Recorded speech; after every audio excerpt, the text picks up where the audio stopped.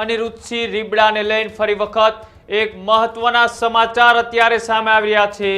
અનિરુદ્ધસિંહ રીબડાને લઈ એ જૂનાગઢ જેલમાં જેઓ બંધ છે, જ્યારે તેઓએ સરેન્ડર કર્યું ત્યારથી તેઓ જૂનાગઢની જેલમાં એ બંધ છે। જેલમાં બંધ અનિરુદ્ધસિંહ રીબડા સામે એ અરજી દાખલ કરવામાં આવી હોવાની વાત એ સામે આવી રહી છે।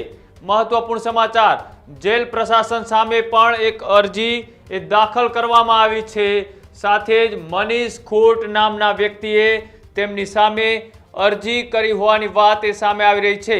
અનિરુદ્ધસિંહ જાડેજાને એ જેલની અંદર વીવીઆઈપી ટ્રીટમેન્ટ મળતી હોવાની વાતને લઈ તેમને આ અરજી છે તે દાખલ કરી છે। સાથે જ રેન્જ આઈજી સહિતના એ જેલ પ્રશાસનના અધિકારીઓને લઈ પણ તેમને આ અરજીની અંદર ઉલ્લેખ કર્યો છે।